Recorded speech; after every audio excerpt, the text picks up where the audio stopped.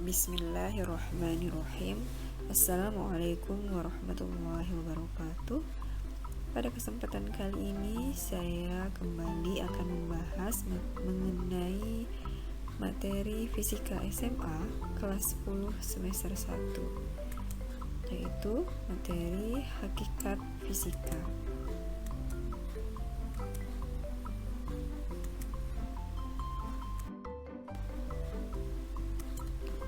Peran fisika dalam kehidupan. Yang pertama, bidang kedokteran dan kesehatan.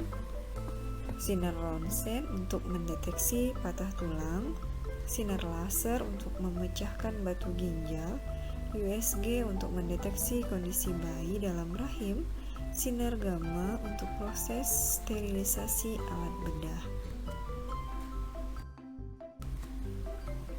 Yang kedua, bidang pertanian, penemuan bibit unggul dari proses rekayasa genetika, penciptaan peralatan pertanian yang membantu kerja petani. Yang ketiga, bidang transportasi, pembuatan kereta maglev menggunakan superkonduktor, pembuatan kapal selam yang menerapkan hukum Archimedes.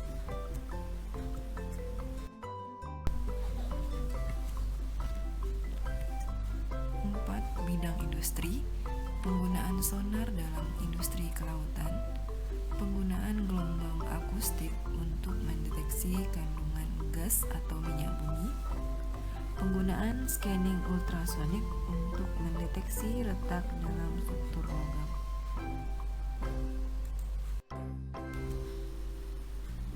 Yang kelima, bidang komunikasi, penggunaan gelombang elektromagnetik pada telepon genggam, penggunaan fiber optik untuk jaringan internet, prinsip pengiriman data melalui satelit.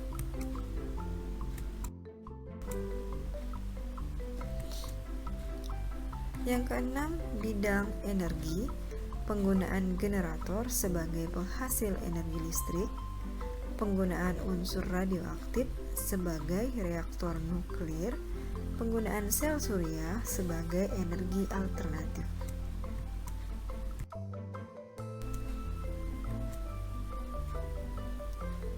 Keselamatan kerja di laboratorium. Yang pertama, syarat laboratorium yang baik.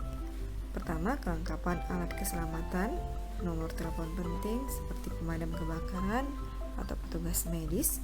Yang kedua, ruang laboratorium yang memiliki sistem ventilasi yang baik.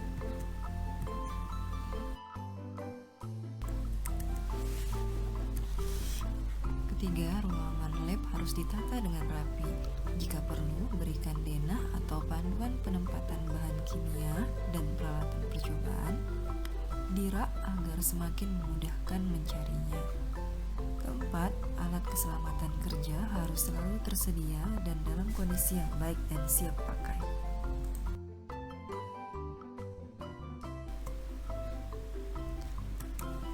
Yang kelima, laboratorium harus memiliki jalur evakuasi yang baik. Laboratorium memiliki setidaknya 2 pintu keluar dengan jarak yang cukup jauh. Yang kelima, bahan kimia yang berbahaya harus ditempatkan di rak khusus dan dipisahkan 2 bahan kimia yang menimbulkan ledakan bila bereaksi.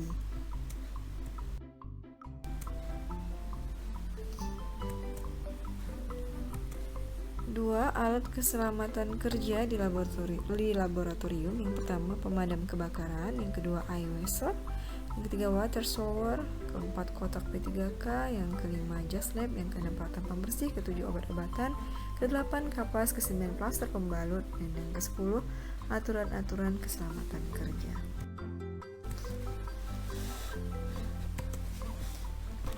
Aturan umum dalam tata tertib keselamatan kerja adalah sebagai berikut. 1. Dilarang mengambil atau membawa keluar alat-alat serta bahan dalam laboratorium tanpa seizin petugas laboratorium. Yang kedua, orang yang tidak berkepentingan dilarang masuk ke lab. Hal ini untuk mencegah hal-hal yang tidak diinginkan.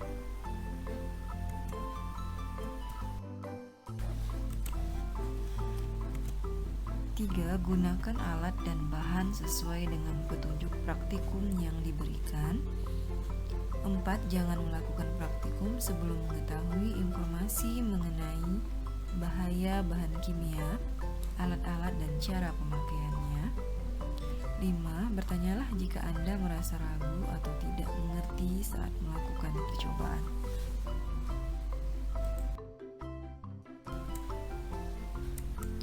Yang keenam, mengenali semua jenis peralatan keselamatan kerja dan letaknya untuk memudahkan pertolongan saat terjadi kecelakaan kerja. Yang ketujuh, pakailah jas laboratorium saat bekerja di laboratorium. Yang kedelapan, harus mengetahui cara pemakaian alat darurat seperti pemadam kebakaran, ice shower, respirator, dan alat keselamatan kerja lain.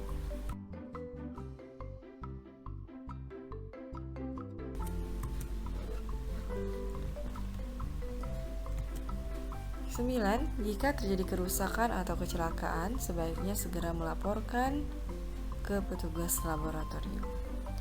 10. Berhati-hatilah bila bekerja dengan asam kuat, reagen korosif, dan reagen-reagen yang volatil dan mudah terbakar. 11. Setiap pekerja laboratorium harus mengetahui cara pemberian pertolongan pertama pada kecelakaan.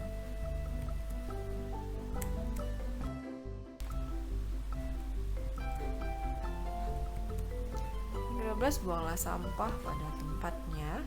13. Usahakan untuk tidak sendirian di ruang laboratorium supaya bila terjadi kecelakaan dapat dibantu dengan segera. Yang ke-14, jangan bermain-main di dalam ruangan laboratorium. Yang ke-15, lakukan latihan keselamatan kerja secara periodik. Yang ke-16, dilarang merokok, makan, dan minum di laboratorium.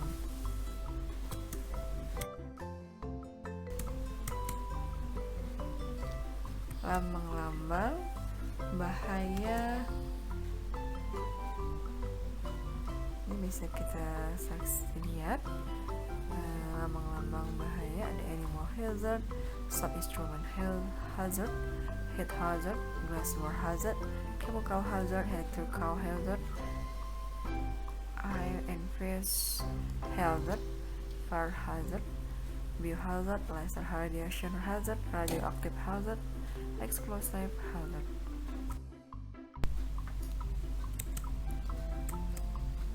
Satu, animal hazard, yaitu bahaya yang berasal dari hewan.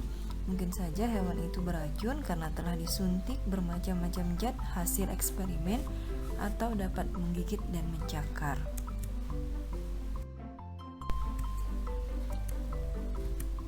2. Sharp instrument hazard, yaitu bahaya yang berasal dari benda-benda tajam.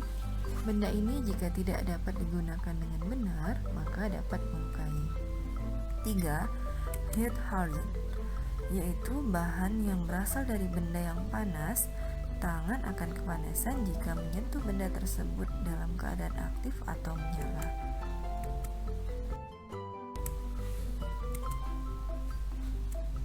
4.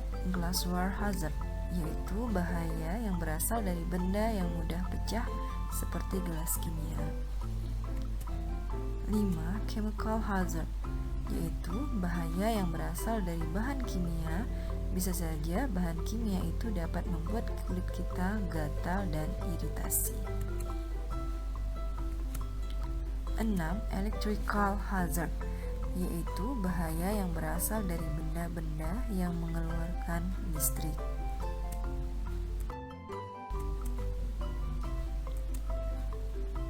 7.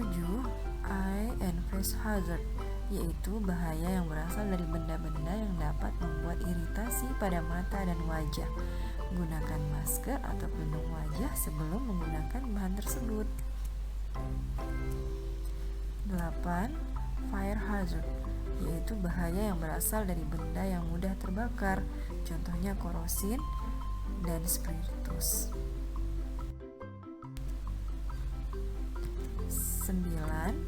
Biohazard, yaitu bahaya yang berasal dari bahan biologis. Bahan tersebut bisa dapat menyebabkan penyakit yang mematikan seperti AIDS. 10. Laser radiation hazard, yaitu bahaya yang berasal dari sinar laser.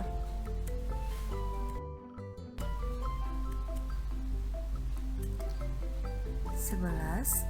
Radioactive hazard adalah bahaya yang berasal dari benda radioaktif. Benda ini dapat mengeluarkan radiasi jika terpapar terlalu lama akan menyebabkan ledakan. 12.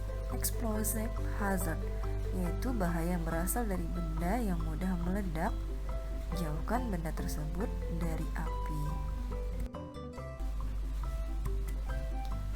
Terima kasih telah menyaksikan video ini. Semoga video kali ini bermanfaat ya. Sampai berjumpa di video-video selanjutnya. Jika ada pertanyaan, silakan dicantumkan di kolom komentar. Sampai di sini dulu ya. Saya cukupkan. Wassalamualaikum warahmatullahi wabarakatuh.